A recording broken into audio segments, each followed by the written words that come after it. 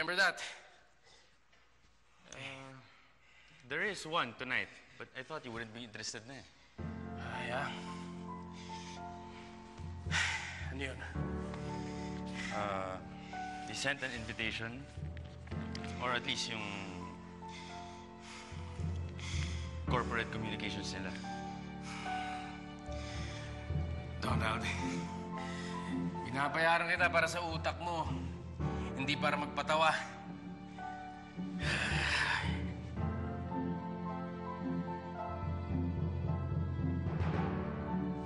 Kala ko ba nagkasundo na tayo sa presyo? The board read your offer, Mr. Magalong. But, hindi ka ba makakuha ng approval eh? Nangako ako sa mga empleyado ko na bibigyan ko sila ng parte sa perang makukuha ko. At maliit pa sa mga empleyado mo ang 300 million pesos? Mr. Rojas, kasama ko ng ilan sa kanila, nag-uumpisa pa lang ang negosyo namin. Halos 20 taon na nakakaraan. I'm sure kumita na rin ho sila doon. What my client is trying to say, Mr. Magalong, is that may makukuha pa rin naman kayong stock options from the sale. In fact, naghanda pa kami ng way kung paano i-distribute sa mga empleyado ng Espiritu Santo Holdings yung sale na yun, na may matitira pa rin sa inyong 10%.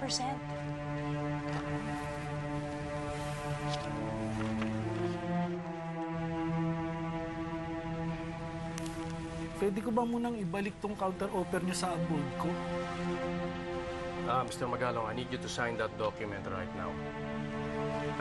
As we speak right now, nandiyan sila ngayon sa labas, nasa hallway. Ang Gorabo and Ordonez Corporation na I believe na gusto na rin nilang ibenta ang korporasyon nila dahil nalulugi na. Isang araw lang naman ang hinihingi ko eh. Tomorrow is another meeting, another dealing.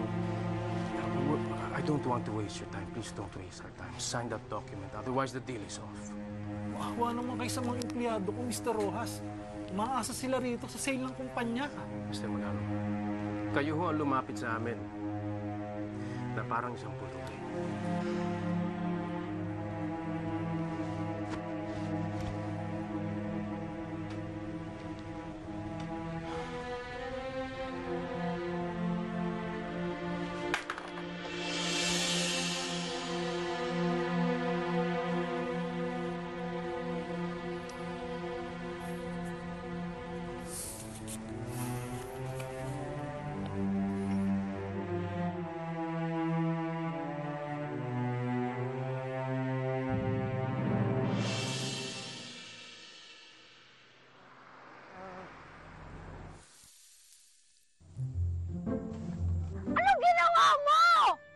Sorry, miss.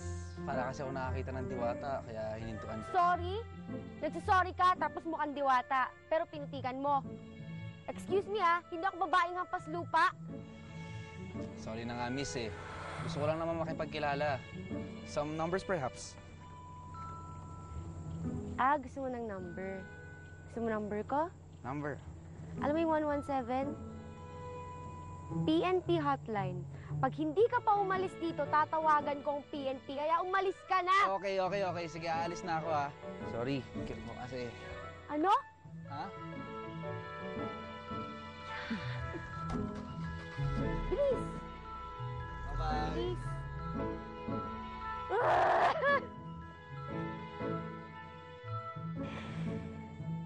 So, we're all good? We're all good. Thank you, Reg. I'll just schedule a meeting next week for your fitting. Okay, we'll do that. I'll see you next week. I think everything will work out. Thank you very much. Thank you. Have a good day, everyone. Okay. Iwan mo na sa akin to. Oh, no. Sama na naman tingin mo sa akin. Teka, meron bang kampanyang bawal magbenta ng Peruvian Vicuna? Yung coat ko. Alligator suit, gusto mo? Bagay din sa'yo. Puro kalukuhan. Ba't mo sinabi na may meeting tayo sa Curaboy and Ordonez Corporation kanina? Eh, wala naman sila doon. Ba't yun ang sinabi mo kay Mr. Magalong? Para pirmahan niya. Ganun lang naman kasimple yun eh. Pwede tapos. That's lying. Lying. Ay, naku, Mark. That's business. It's not lying.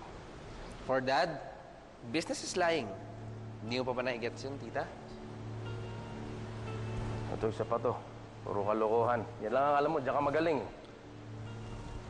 Ano ba pinagmamayabang mo, anak? Yan banda mo. Mapapakain ka ba ng banda mo?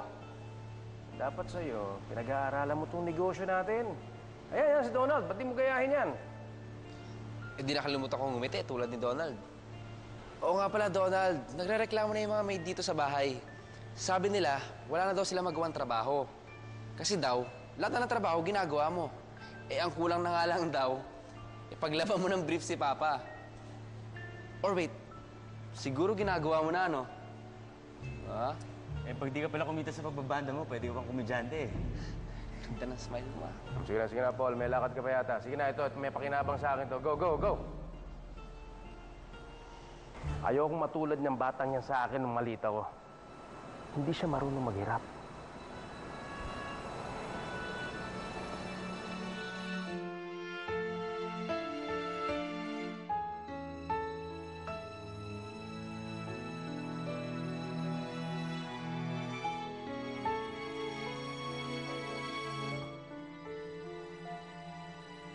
Para lang sa'yo ang puso at pag-ibig ko, kailanman ay hindi magbabago.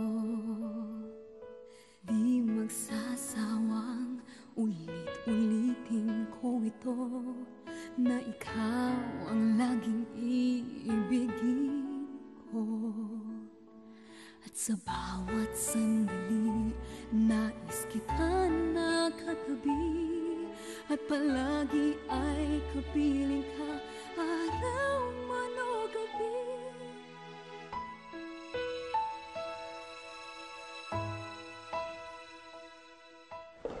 Emergency meeting? Exactly. Pwede ka na umuwi, Patricia. Ang problema mo?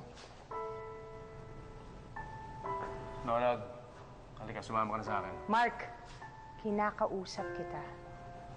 Nakikinig naman ako sa'yo. Is this about Christine again? Ano naman nangyari sa kanya? Ano na naman kasiyahan ang pinagdadaanan niya sa buhay niya na nag-e-emote ka na naman dyan? She's happy, so you're angry and sad? Is that it? Ano, Patricia? Kailangan ba talagang makialam? Mark, may karapatan ako bilang abogado mo, confidant mo, best friend mo mula pa ng college, and ninang ng kaisa-isang anak mo.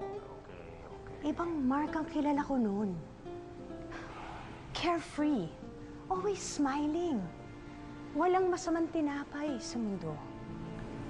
May puso. Ano na nangyari sa Mark na yun? Iba na siya ngayon. Hindi lahat kailangan magbago, Mark. This is still about Christine, right? Ang tagal na nun. Apektado ka pa rin? Alam mo, ginagawa kong lahat ng ito dahil sa kanya. Not out of love, but out of revenge. Mark, kalimutan mo na siya. At patawarin. Walang kasalanan ng mundo sa'yo para magalit ka ng ganyan. Lalong-lalo na sa anak mo. Okay, Donald, let's go.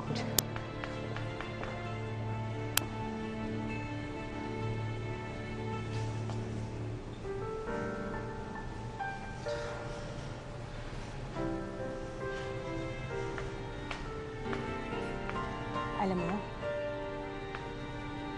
dati masayahin ang daddy mo. Hindi ko pa nakikita masaya si Daddy. Hindi ko pa din siya nakikita malungkot. Mula nung iniwan siya ni Mami. Parang ordinaryong araw lang sa kanya eh. Saktan kasi siya na maigi. Kaya may karapatan siyang saktan tayong lahat na nagmamahal sa kanya.